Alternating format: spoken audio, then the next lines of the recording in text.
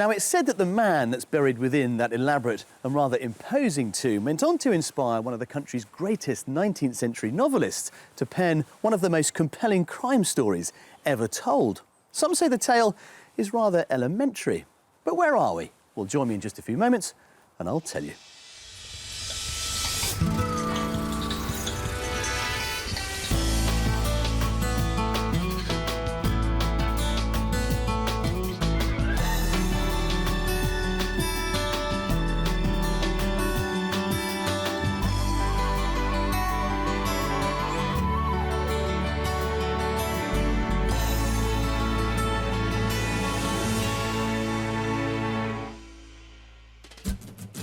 Today I'm on a mission to help a dynamic couple set up home and a business in the British countryside.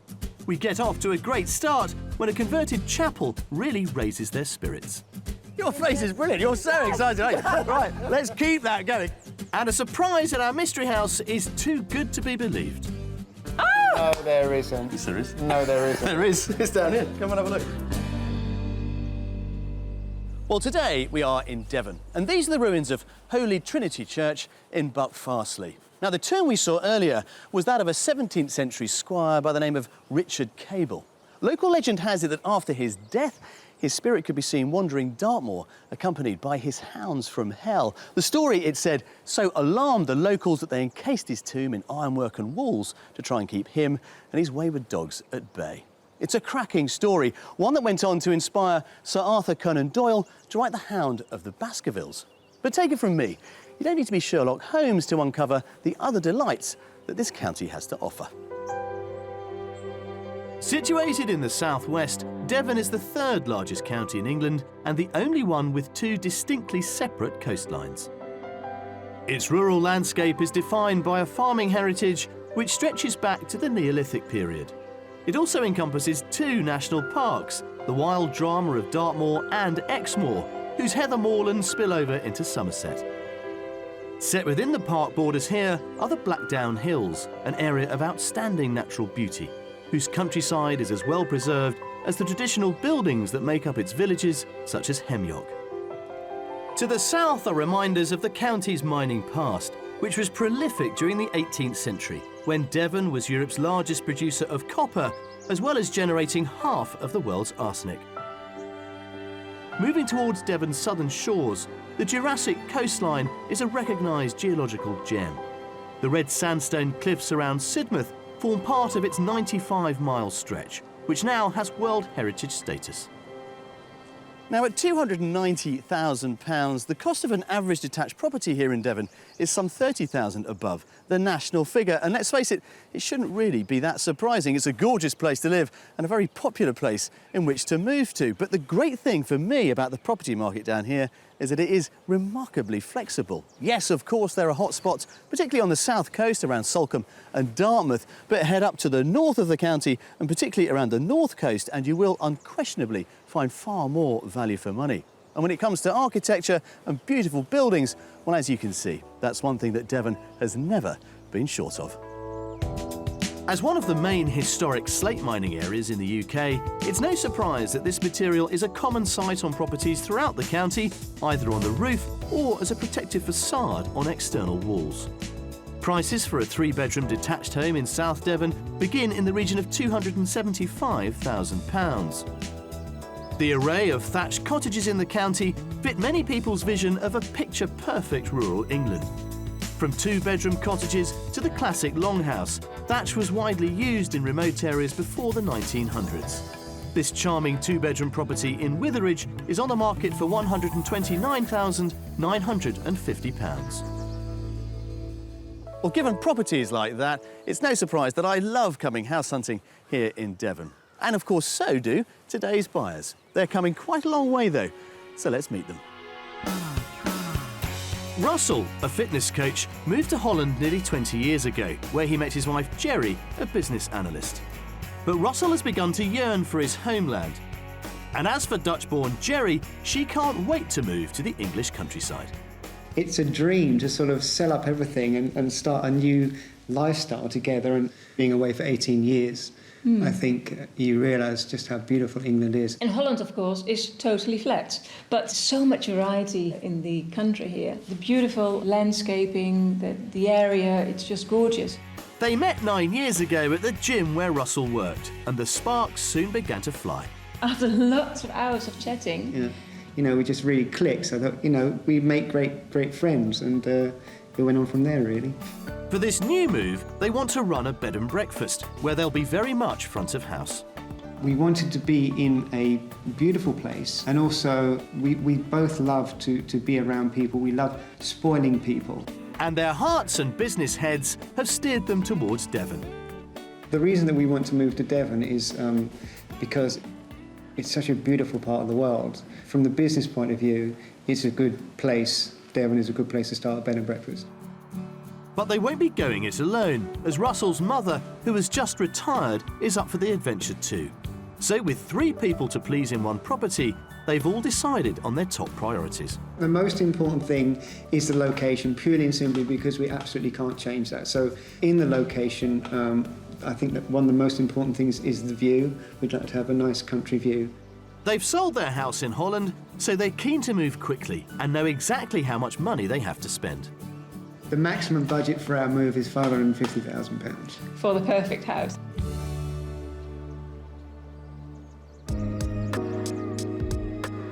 When it comes to location, Russell and Jerry are happy to keep an open mind and will even consider Cornwall given their need for extensive accommodation.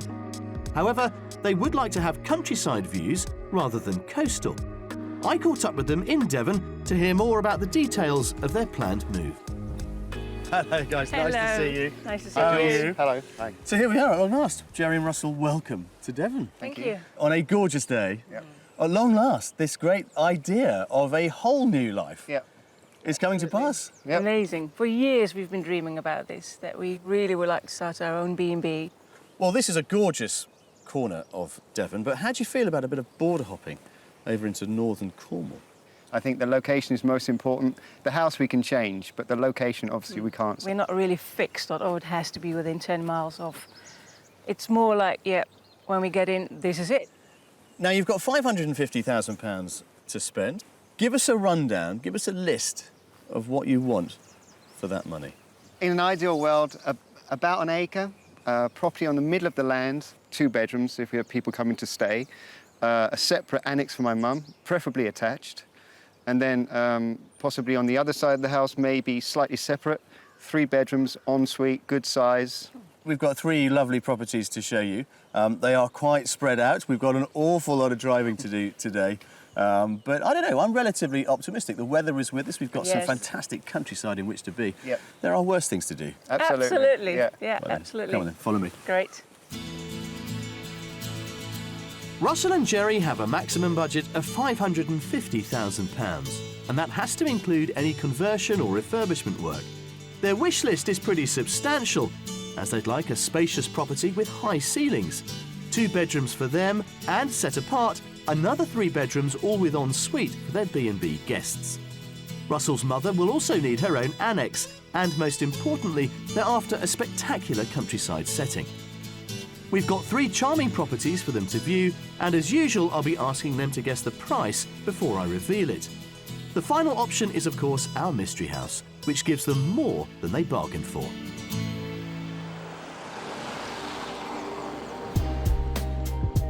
In a bid to give them as much as we can for their budget, we're getting our property search underway in North Devon, a few miles from South Molton. This small market town is ideally situated to explore Exmoor and the surrounding countryside. Starting life as a Saxon settlement, South Molton came to prominence in the Middle Ages, when its marketplace became a centre for the wool trade. These days, its historic streets are home to a range of local shops. A few miles down the road, and set in a fantastic rural location, is where we find our first property, a conversion whose 1850s origins might surprise them. Right then, well this is where it all starts, with property number 1. What do you make of that, Russell? I like the look of that. It's got some ornate stuff going on. I think it looks very solid. It's nice, interesting, nice brickwork. Any ideas what it might have been? No, not School, really. maybe, or... It's a converted chapel. Yeah, is this the sort of thing that you might have come and had a look at? Yeah, I think so. Yeah, I haven't seen it, so... on Your the face is brilliant. You're so excited. Right, let's keep that going. Come on, follow me. Jerry's enthusiasm is a promising sign as we head inside to explore this chapel conversion. The property is spread out over 3 stories, and as we enter on the middle level, an impressive entrance leads into the kitchen. Exciting. Oh, everyone's very excited. Come on in. Let's keep getting excited. I like that. Yeah? Yeah, I like the floor as well. It's nice. Really nice. I mean, you said Beautiful. you weren't bothered about a range or an island, but you've got both of them. We'll take it. And also, I like the 3 windows. Yeah. Yeah. Difficult Russell? word. I think it's got everything. It looks great. Good. Right, well, let's continue our tour this way. This middle floor also gives them a potential bedroom or B&B dining area, although it's currently being used as a music room. There's also a bright yet cosy snug with a wood burner. But we're now heading upstairs to the top floor, where there are 3 good-sized bedrooms, 2 of which could be used for the B&B. All are extremely bright and airy due to the skylight windows that also give superb views. And the bedrooms on this floor share a light and spacious bathroom. Now, watch your head. They've padded the beams with these kind of pillow arrangements. You weren't so bad, though, were you? No, I was okay. Yeah. But what's nice is that you can see these lovely, elaborate roof trusses. Yeah. So you've got the 3 bedrooms up here, and then this would be the master. It's not en suite, but it does have this huge kind of potentially dressing Oh, area. yeah, absolutely. Yeah. I suppose So you could behind maybe it. even change it. Well, you could, because you've got the family bathroom next door, so all the plumbing is in the right area, as it were, so it could easily be done. But I suppose the question it begs really is, how do we work out the accommodation here? Choices are endless. Exactly. Absolutely, yeah. Come and have a look at this, you'll enjoy it. We're retracing our steps downstairs and heading to the lower ground floor, which gives them self-contained accommodation and living areas. Now, this to me is where it all really starts to come together. The final bit of the jigsaw puzzle, there's a lovely bedroom in there. Something of a sort of galley kitchen here. This is a really nice light double, opposite a little bathroom. And then you've got this space. So, well, you tell me, really. Okay. I think that would be good for Mum. Yeah. Because it has a nice... It really feels like a nice living area. Yeah. And it's all on the same floor. Okay. Good. And then going even to the garden. Well, Mum's got her own, courtyard garden if she wants it. Yeah. Or guests. I mean, there's lots of options. Absolutely, yeah. Good. So Yeah. lots of space, lots of potential. Absolutely. Well, that's a story that continues outside. Let's Right. go and have a look at the garden. The space and features around the property include a large paved area and a number of outbuildings. We're heading past the large double garage to the garden, which gives us a great view over the entire plot. So here we are, the outside space. You've had a little glimpse as we've walked up here. You've got obviously a vegetable patch, you've got a nice little orchard, we've also got the paddock and so on. All in all, about 1.75 acres. Ooh, That's a lot. That's Not a bad. lot. And of course, they all enjoy this view. But that does depend on the price. It does depend on the price. Oh, dear. So, as it's your national currency, Russell, why don't you go first? 535? 535, yeah. I think a bit higher. Yeah? Yeah, I think it's 545. 545. Well, not bad, actually. You have clearly been doing your homework. This could be yours for £550,000. Okay. Very exciting. Very exciting. Well, off you go. Okay, thank Go and have an you. explore and I'll catch up with you later. Brilliant. I'm delighted. We're in Devon and the sun is shining. Bang on budget at £550,000, this sympathetically renovated chapel conversion delivers flexible accommodation that they can apportion to suit their different needs. It gives them a raft of character features, including exposed stone walls and beams. 4 bedrooms to divide between them and the B&B guests, along with a separate 2-bedroom annex for Russell's mother. What's more, the property is wrapped up in 1.75 acres with stunning views over the surrounding countryside. When I first walked into this room, I could immediately see it was a kitchen and a living room. It was like, wow, I loved it immediately. If I take the house as a whole, I think downstairs could be ideal for Mum. I think upstairs could be ideal for Kelly and I as a couple. I'm struggling to find the 3 letting rooms. And of course, because it's the top of our budget, it doesn't leave us any money to knock things around. Well, 1 down, 2 to go. Come on, out you come. Figured it all out yet? Getting there. Getting there. It's a good one, isn't it? It is. Good Very start, good. yeah. I think it's a Very very good promising. start. Absolutely. Good, and we're all still very excited, aren't we? Yes, good.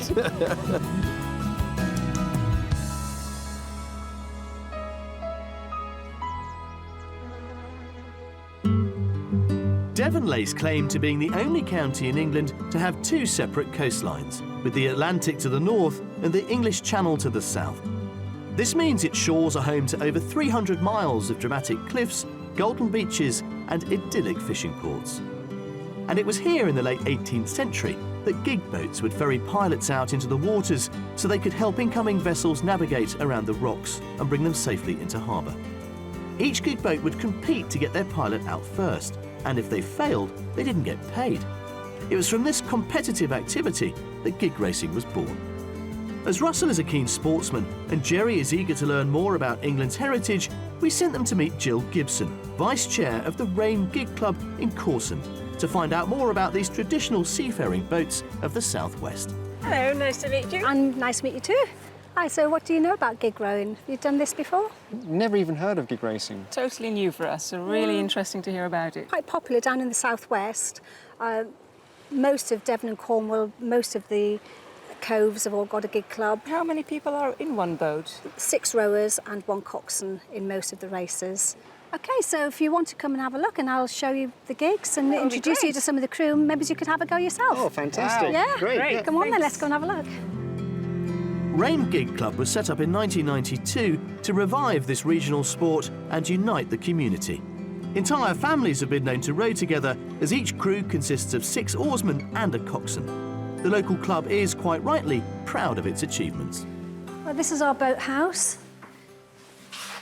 Our boat store started off just as a ramshackled garage back in 1992, up until about 18 months ago, and we had it all rebuilt into the boathouse that it is now. And these are our racing boats. Ready to go?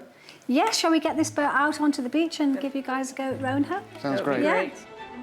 Although originally used as aids for navigating the perils of this rocky coastline, their dependable seaworthiness meant it didn't take long for gigs to be turned to other uses. Smuggling was rife in the early 19th century, and for £5, a boat and crew could be chartered to row a return trip to the continent. So all you're doing is everyone is following Aaron and Irene. But we normally do this without jumping overboard.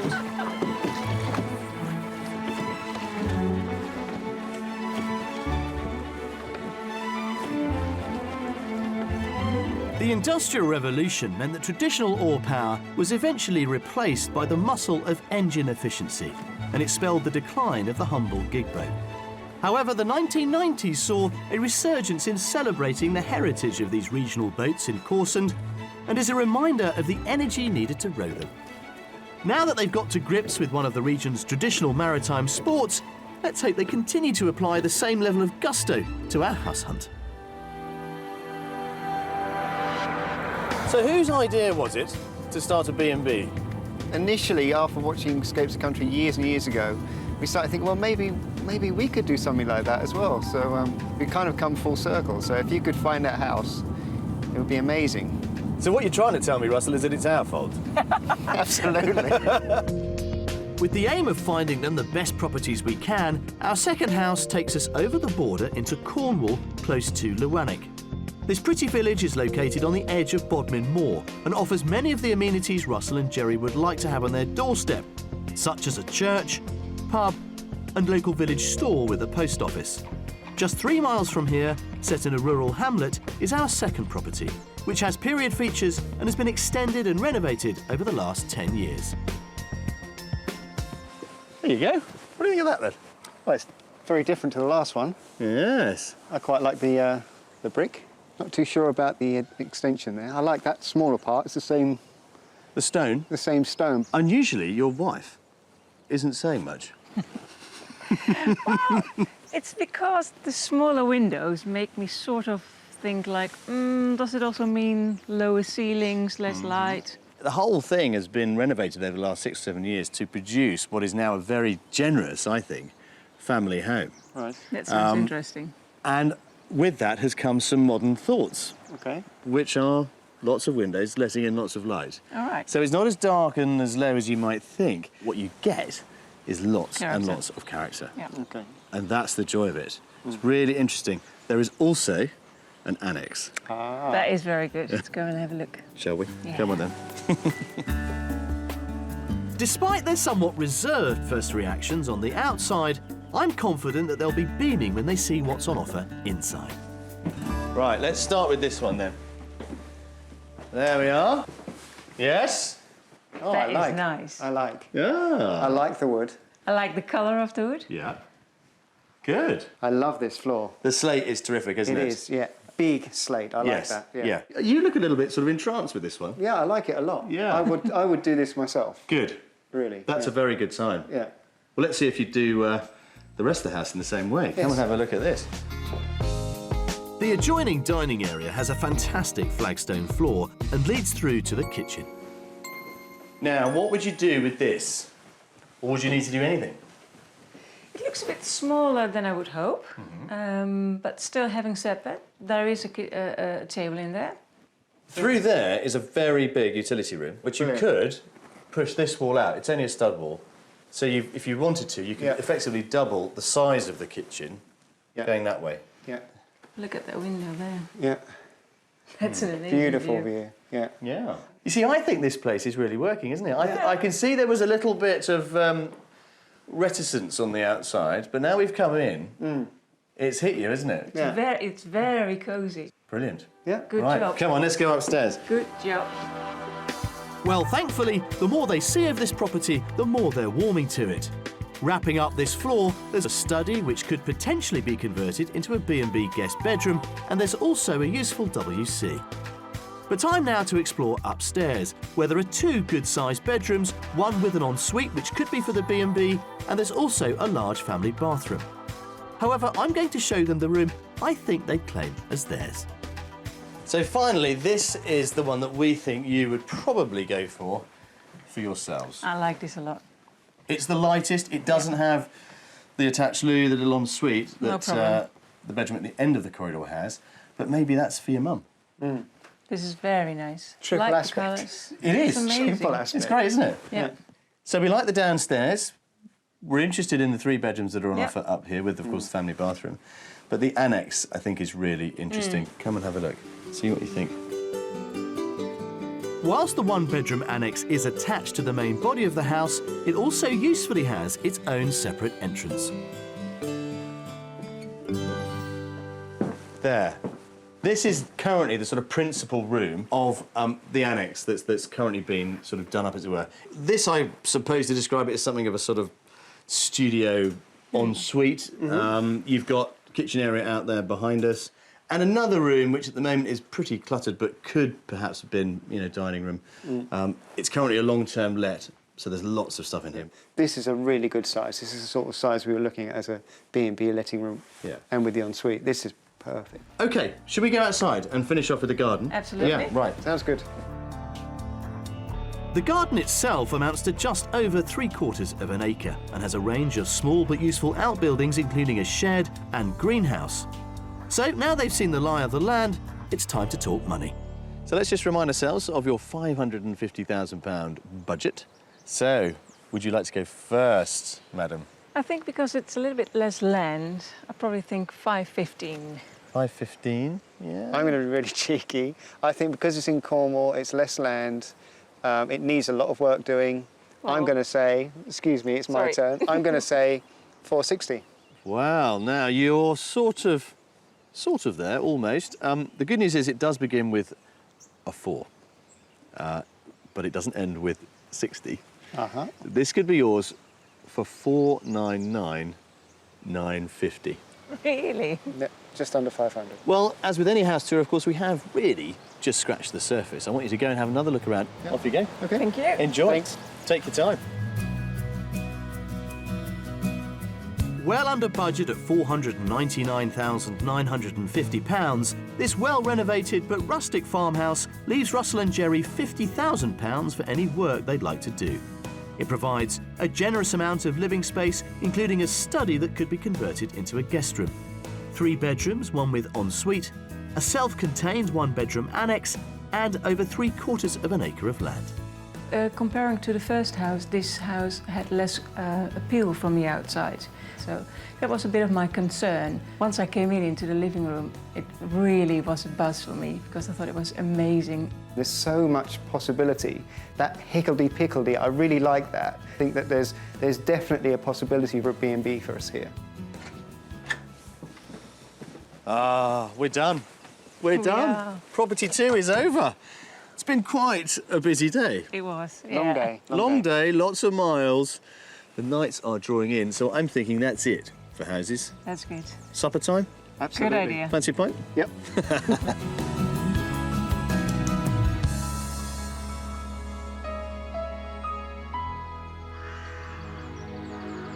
As the first day of house hunting draws to a close, our buyers can sit back and reflect on all they've seen so far.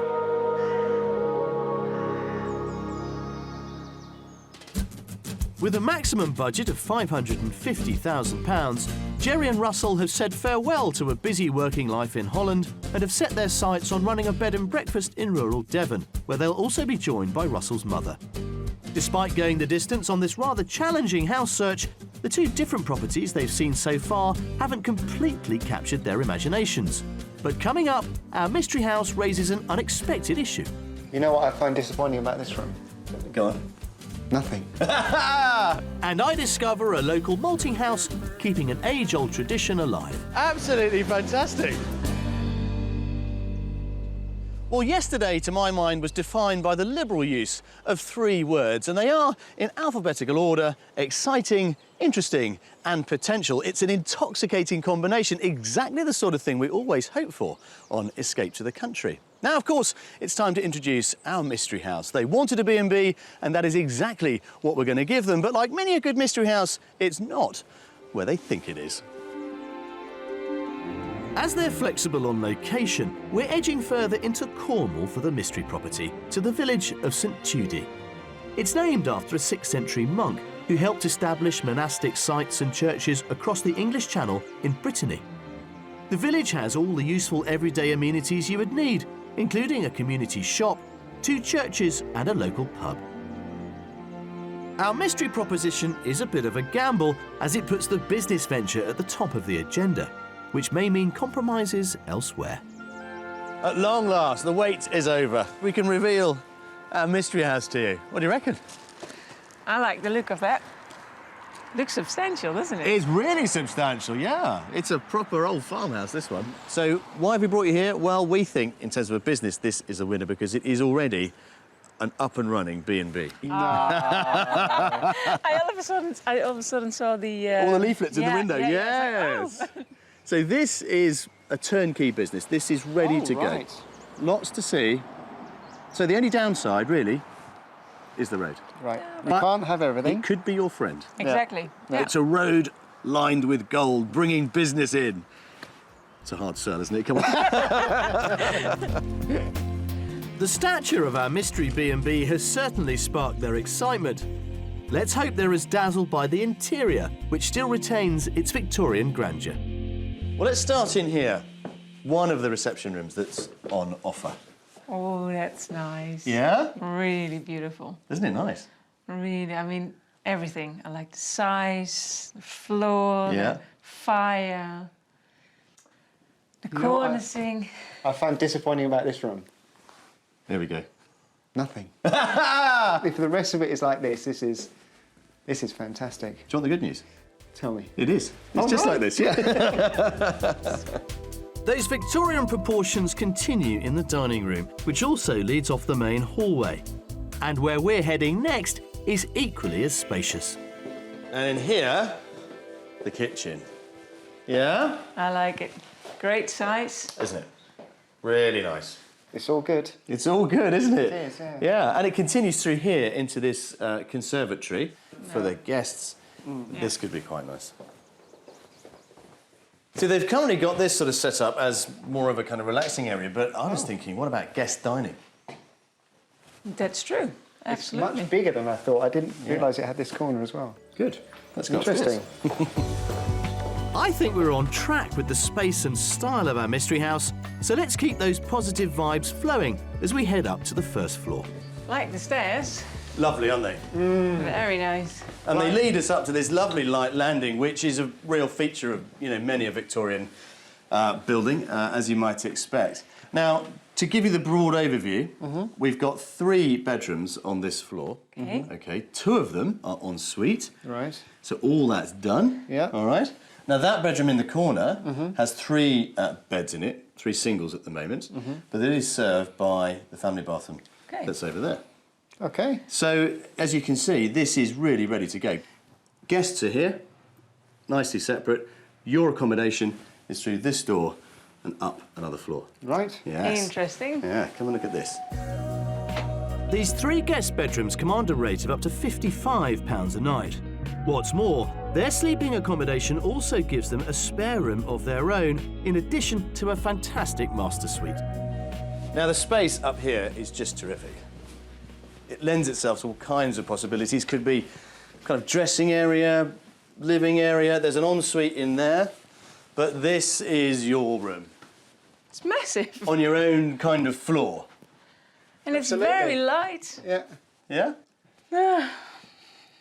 But, Mum, Yes. Well, we haven't really forgotten all about her, because there is an annex. no. Yes. No, there isn't. Yes, there is. No, there isn't. There is. It's down here. Come and have a look. Oh, yes. Although they're somewhat bowled over by our mystery property, there's more to come, because Russell's mother certainly won't be shortchanged with the annex. This part of the building is connected to the main house, but it also has its own entrance. So you come through the little sort of kitchen area with the bathroom attached to it, and then you've got this as a bedroom for Mum. It's a good size. It's bigger than she's got now. The other point to make is that that door there would connect you back into the main kitchen. So that's where the fridge is. Yes. All right. Yes, well spotted. Oh, you Yeah. could even open it up again. Well, exactly, yeah. The opening is there. And she's also got the use of this space through here. So I'm wondering she might quite like this. Come on in, Russell. Yeah, What do you absolutely. think? That's a surprise. Yeah. So lots of space in here. There's even more space outside. 1.7 acres. Wow. Yeah. Come and have a look. It's tucked away. As we move outside, the land immediately surrounding the property is mostly lawn, but just a short walk away is an area that offers even more business ideas. Now, they have got permission to have caravans on here too. Right. So in terms of your business expanding from just B&B, you could entertain the many caravanners that come down to Cornwall on holiday. Right. This does worry me a bit because there's so much. This must be way over our budget. Yeah. But what is this one going to cost you, do you think, Russell? Well, I think it's over the budget as well, but I'm just hoping I'm going to go on the budget 550. 550? 599. 599? Yeah. Well, you've just raised it by 50,000. I know. Bang in the middle. 575. Right. Yeah. But they know your budget. They want to sell. Right. There's a conversation to be had. Right. Know what I mean? Yep. That's food for thought. Isn't it just? It's Yeah. going to consume all of your budget, Yeah. but it's a turnkey business. Yeah. There is money to be made here from the moment you move in. Go and have a good look around, and I will come and find you later. All right. Okay, thank Off you go. Okay, Thank thanks, you. Jules. Enjoy. Granted, our mystery property may be over their budget at £575,000, but the established B&B guarantees them a ready-made income. It gives them 3 spacious reception rooms, a large contemporary kitchen, 5 good-sized bedrooms including 3 for the B&B guests, and a 1-bedroom annex for Russell's mother. And it all comes in a generous 1.7-acre plot. When I first walked along the drive, I thought, this is my idea of what I'm looking for in my mind's eye. This is my dream sort of property with the drive-in, and it's a farmhouse. I think when we went upstairs and had a look at what would be the guest accommodations, all the basis is there. It's got 3 rooms, which is what we wanted. So that was actually, I think, ideal. I thought it was stunning. I felt very excited, really wanted to get in to see the interior. When I walked in, it didn't disappoint me at all. It was exactly what I was hoping for. I thought the dimensions of the room were great. I liked the high ceilings, I liked all the details. I really thought it was stunning. Hey, Jerry. Hey. How'd you come, Russell? All done? Yep. All done. All done. I've really enjoyed this house tour. Absolutely. I think you have too. Absolutely. But of course, it is only one of three. Lots to think about. Indeed. Look at him. Plays it close, doesn't he? Come on.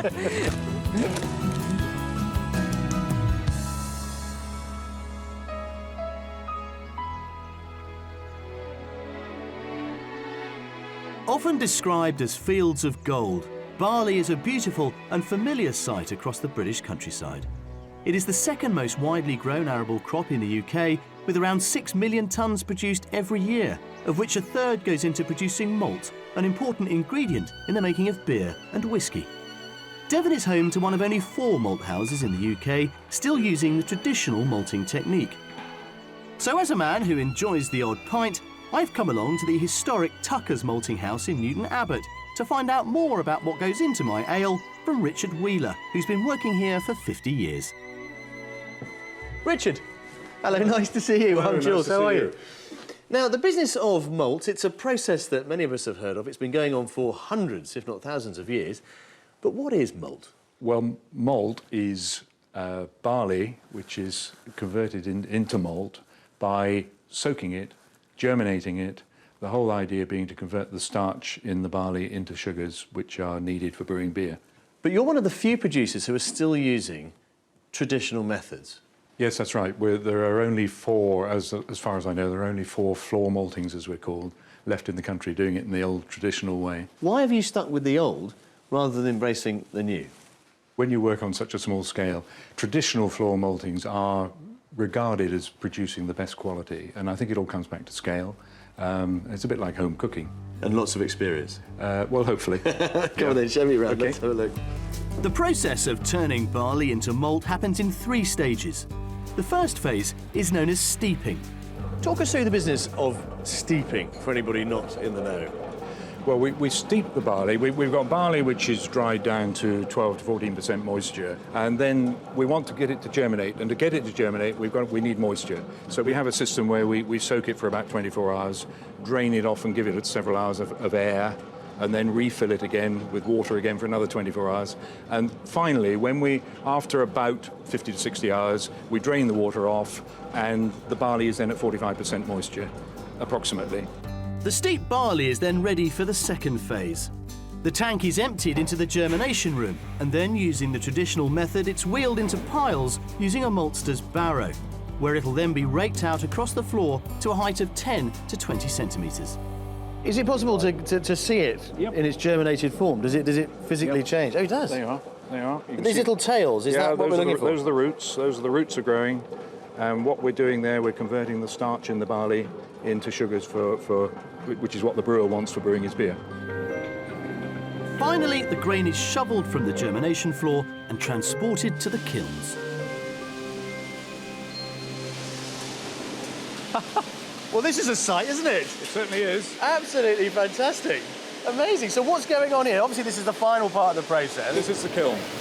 The malt from the floor, we've seen it germinating down on the floor, and they're scraping that across into the elevator, going up the main elevator, coming down into this kiln spreader, and it's spraying the malt out across the kiln, and then we start the fire at the bottom, the gas furnace, and the heat comes up through to dry the malt, and that stops the germination. How hot does it get in here? Well, we get to just below the floor. We get up to about 90. The final stage up to about 90 centigrade, which is hot. You know, that's quite, and that's baking the malt, giving it the colour and flavour that we're looking for. But how long does it take to dry the contents of a kiln this size? It takes us about 40 hours, and the last 8 to 10 hours are the curing process, where we're baking the malt to give us the colour and flavour that we want.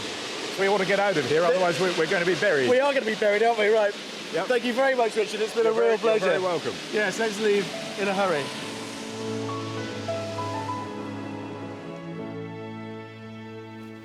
Well, as you can see, when it comes to making decent malt, it is a question of timing. And I suppose in some ways, the same could be said for a successful house hunt, which reminds me, how are Jerry and Russell getting on? We've left them plenty of time to think about all the properties we've shown them, but have they got a plan for the future? Well, let's go and ask them.